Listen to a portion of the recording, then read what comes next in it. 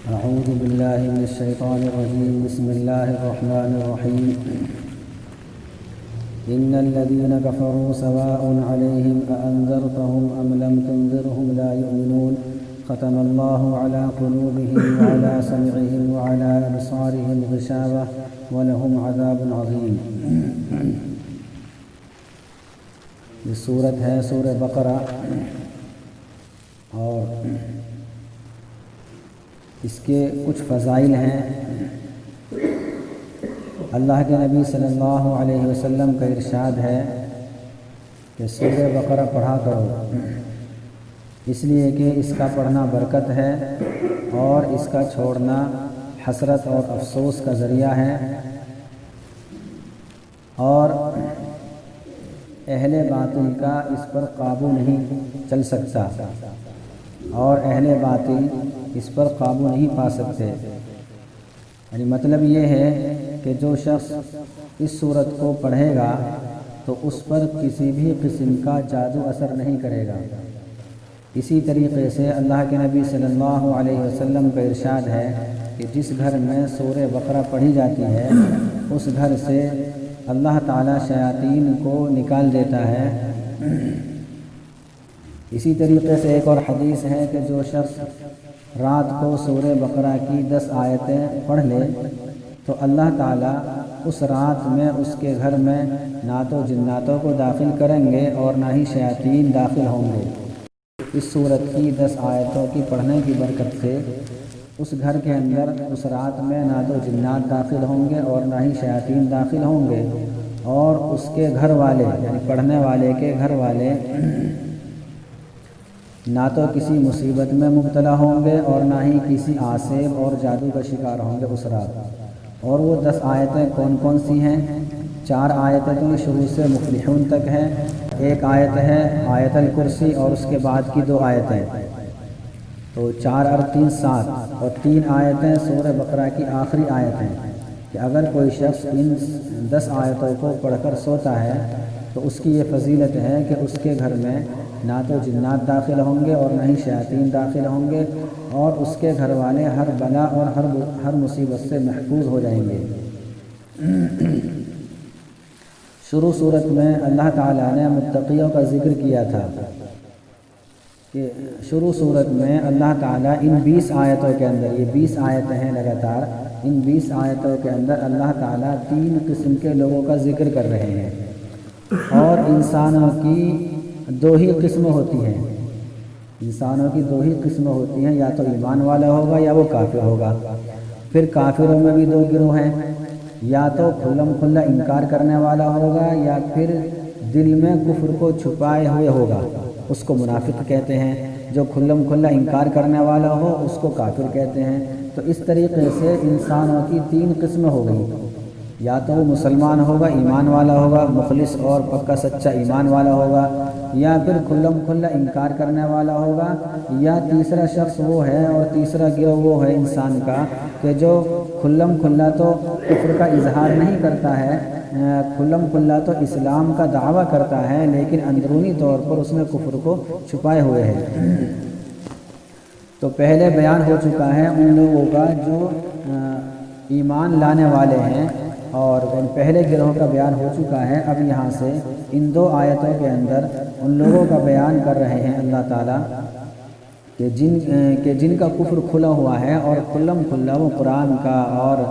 اور رسول کا انکار کرتے ہیں، اللہ کا انکار کرتے ہیں. چونکہ کفر کے معنی آتے ہیں کہ شریعت میں جن چیزوں پر ایمان لانا فرض ہے ان میں سے کسی ایک کا بھی انکار کر دینا یہ کفر کہلاتا ہے.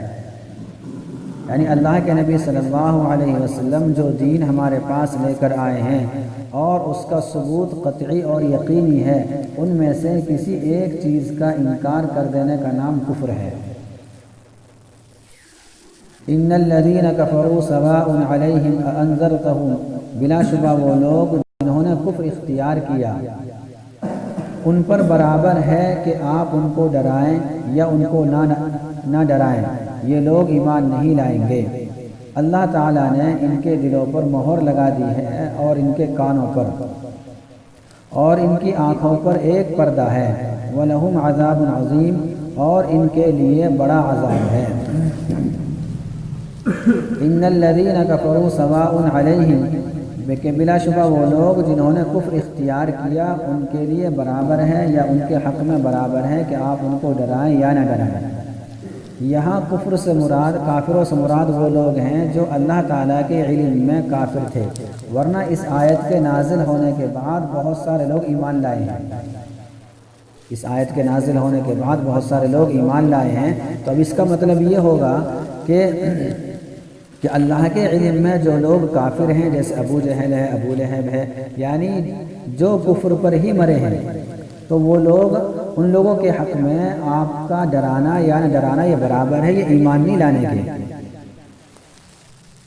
تو ان لوگوں کے حق میں برابر ہے، آپ کے حق میں برابر نہیں، یعنی آپ کا کام تو ہے سمجھانا،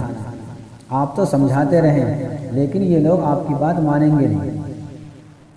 اس آیت سے یہ پتہ چلا کہ داعی کو اپنی دعوت دینے میں کوتاہی نہیں کرنی چاہیے، بلکہ وہ اپنے دین کا کام کرتے رہنا چاہیے اس کو، چاہے سامنے والے پر اثر ہو یا نہ ہو، اس کی دعوت مؤثر ہو یا مؤثر نہ ہو، اس کو تو ہر حال میں ثواب ملے گا۔ جس طریقے سے اللہ کے نبی صلی اللہ علیہ وسلم سے کہہ دیا گیا کہ آپ ان کو ڈرائیں یا نہ ڈرائیں، یہ ایمان نہیں لانے کے، لیکن کسی بھی آیت میں یہ نہیں کہا گیا کہ آپ ان لوگوں کو دعوت دینا چھوڑ دیں۔ قرآن کریم میں کسی بھی آیت کے اندر یہ الفاظ نہیں ہیں کہ یہ چونکہ ایمان نہیں لانے کے لہٰذا آپ ان کو دعوت دینا ہی چھوڑ دیں، بلکہ آپ صلی اللہ علیہ وسلم کو دعوت دینے کے لیے کہا گیا ہے کہ حکمت کے ساتھ دعوت دو۔ تو دعوت تو دینی ہے، لیکن اس کا رزلٹ آئے گا یا نہیں آئے گا، اس کا نتیجہ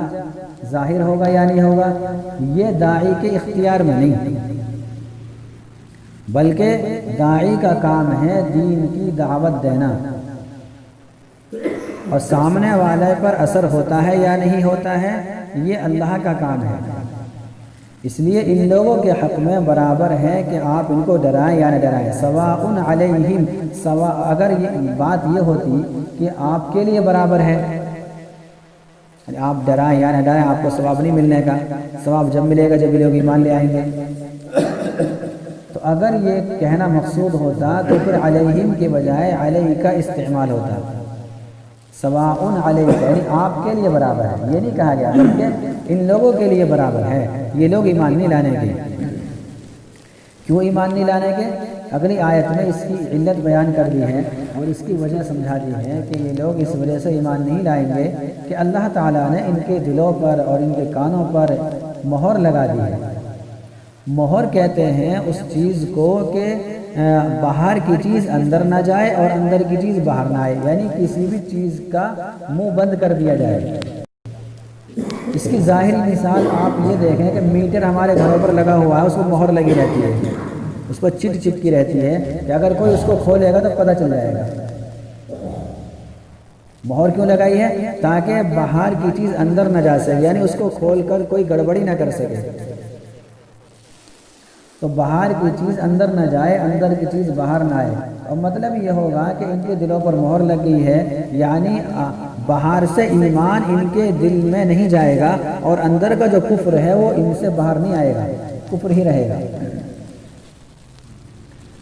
تو علم سیکھنے کے جتنے راستے ہیں ان سب پر مہر لگا دی، دلوں پر مہر لگا دی۔ دل ہے علم سیکھنے کا راستہ، کان ہے علم سیکھنے کا راستہ، آنکھ ہے، آنکھ کے ذریعے سے بھی علم حاصل ہوتا ہے، تو سب پر اللہ تعالیٰ نے مہر لگا دی ہے۔ تو دل اور کانوں پر تو مہر کا ذکر ہے، ختم اللہ علی قلوبہم، ختم کہتے ہیں مہر لگانے کو، لیکن جب آنکھ کا ذکر آیا تو فرمایا وَعَلَىٰ أَبْصَارِهِمْ غِشَاوَةٌ، اور ان کی آنکھوں پر ایک پردہ ہے۔ اس کے اندر اللہ تعالیٰ کی حکمت یہ ہے، حکمت تو دیکھو بہت ساری ہوتی ہیں، ان تمام حکمتوں کا سمجھنا یہ انسان کے بس کی بات نہیں ہے، لیکن کچھ حکمتیں سمجھ میں آ جاتی ہیں تو ہمارے بزرگوں نے اس کا ذکر بھی کر دیا ہے۔ تو ایک حکمت اس میں یہ سمجھ میں آتی ہے کہ دل کے اندر کوئی چیز اترنے کے لیے، اسی طریقے سے آنکھوں کے بلکہ کانوں کے راستے سے کوئی چیز اندر جانے کے لیے کوئی اس کی جہت نہیں ہوتی، یعنی چاروں طرف سے بات اندر جا سکتی ہے، اس لیے مہر لگا دی کہ کہیں سے نہیں جائے گی۔ برخلاف آنکھ کے، آنکھ کو جو علم حاصل ہوگا وہ سامنے سے ہوگا، سائڈ سے نہیں ہوگا۔ آدمی جو دیکھتا ہے وہ سامنے کا صحیح دیکھتا ہے، اس لیے جب سامنے ہی پردہ ہو گیا تو اب پردے کے پیچھے کی چیز نظر نہیں آئے گی۔ اس وجہ سے جب آنکھوں کا ذکر آیا تو اللہ تعالیٰ نے کہہ دیا کہ ان کی آنکھوں پر پردہ ہے۔ تو خلاصہ یہ نکلا کہ ان کے اندر سے اللہ تعالیٰ نے حق کو قبول کرنے کی صلاحیت کو ختم کر دیا ہے۔ اب ایک اعتراض یہ ہوتا ہے کہ جب ان کے اندر سے حق کو قبول کرنے کی صلاحیت کو ختم ہی کر دیا تو پھر تو ان کو عذاب نہیں ہونا چاہیے، کیونکہ اللہ تعالیٰ نے خود کہا ہے کہ اللہ تعالیٰ نے ان کے دلوں پر مہر لگا دی۔ جب اللہ تعالیٰ نے ان کے دلوں پر ہی مہر لگا دی اور اللہ تعالیٰ نے ان کے اندر سے حق کو قبول کرنے کی صلاحیت کو ختم ہی کر دیا تو یہ تو معذور ہو گئے۔ تو جب اللہ تعالیٰ نے خود ہی مہر لگا دی ہے تو پھر آگے وَلَهُمْ عَذَابٌ عَظِيمٌ کے جو الفاظ ہیں کہ ان کے لیے بڑا عذاب ہے، تو عذاب کیوں دیا جا رہا ہے ان کو؟ بات آ رہی ہے سمجھ میں کہ جب اللہ تعالیٰ نے ان پر مہر لگا دی ہے تو ان کو عذاب دینے کی بات کیوں آ رہی ہے؟ اس کا جواب یہ ہے کہ ان کے دلوں پر جو مہر لگی ہے یہ ان کے اعمال کی وجہ سے لگی ہے۔ حدیث میں ہے کہ میں بندے کے گمان کے ساتھ ہوتا ہوں، اللہ تعالیٰ کا فرمان ہے کہ میں بندے کے گمان کے ساتھ ہوتا ہوں، جیسا اس کا گمان ہوتا ہے ویسے میرے فیصلے ہوتے ہیں۔ اسی طریقے سے جب ان کے اعمال ہی ایسے ہو گئے تو اب اللہ تعالیٰ نے مہر لگا دی۔ اس کو آسان سی مثال سے اس طریقے سے سمجھا جا سکتا ہے کہ ایک ڈاکٹر ہے، مریض اس کے پاس گیا، حالت اس کی سیریس ہے، بہت زیادہ حالت خراب ہے، اب وہ ڈاکٹر کہہ رہا ہے کہ یہ مر جائے گا، تو کیا موت اس کے کہنے کی وجہ سے آئی؟ اگر وہ مر گیا تو کیا ڈاکٹر ذمہ دار ہوگا کہ بھی تو نے کہا تھا اس وجہ سے مر گیا؟ ایسا نہیں، بلکہ وہ تو حالت کو دیکھ رہا تھا، اس حالت کو دیکھتے ہوئے اس نے ایک بات کہہ دی اپنے تجربے کی روشنی میں۔ اسی طریقے سے کافروں کی حالت اتنی زیادہ خراب ہو چکی ہے، اللہ تعالیٰ نے ان کی حالت کے پیش نظر یہ کہہ دیا کہ ان پر ہم نے مہر لگا دی۔ یہ مطلب نہیں ہے کہ انسان کے اختیارات بالکل ہی ختم کر دیے، انسان کو اختیار ہے کہ وہ اچھا کام کر کے جنت حاصل کر لے اور برا کام کر کے جہنم میں پہنچ جائے، اس کے اختیار سلب نہیں کیے، مہر لگائی ہے اس کے اعمال کی بنیاد پر۔ اور اس آیت سے یہ بھی پتہ چلا کہ کفر اور گناہ کی اصل سزا تو آخرت میں ملے گی، ہر گناہ کی سزا تو آخرت میں ملے گی، لیکن اللہ تعالیٰ دنیا میں بھی سزا دے گا اور دیتا ہے۔ وہ سزا یہ ہے کہ کفر اور دیگر گناہوں کی نحوست کی وجہ سے انسان کے اندر سے اصلاح حال کی توفیق ختم ہو جاتی ہے، یعنی اب اس کی اصلاح نہیں ہوگی۔ یہی وجہ ہے کہ اللہ کے نبی صلی اللہ علیہ وسلم کا ارشاد ہے کہ جب بندہ گناہ کرتا ہے تو ایک سیاہ نقطہ اس کے دل پر لگ جاتا ہے، جب وہ توبہ کر لیتا ہے تو وہ ختم ہو جاتا ہے، لیکن جیسے ہی گناہ کرتا رہتا ہے، کرتا چلا جاتا ہے اور ہر گناہ کے بدلے میں ایک سیاہ نقطہ اس کے دل پر لگ جاتا ہے، یہاں تک کہ اس کا دل سارا کا سارا سیاہ ہو جاتا ہے، کالا ہو جاتا ہے۔ اب اس کی حالت یہ ہو جاتی ہے کہ وہ گناہ کو گناہ نہیں سمجھتا، اب وہ برے کام کو برا نہیں سمجھتا ہے، نہ تو اس کو اچھائی نظر آتی ہے، بلکہ وہ صرف نفسانی خواہشات پر عمل کرتا ہے اور مست رہتا ہے، خوش رہتا ہے، اور یہ سمجھتا ہے کہ میں ٹھیک کر رہا ہوں۔ تو گویا کہ اللہ تعالیٰ نے اس کے اندر سے اصلاح کی توفیق کو چھین لیا۔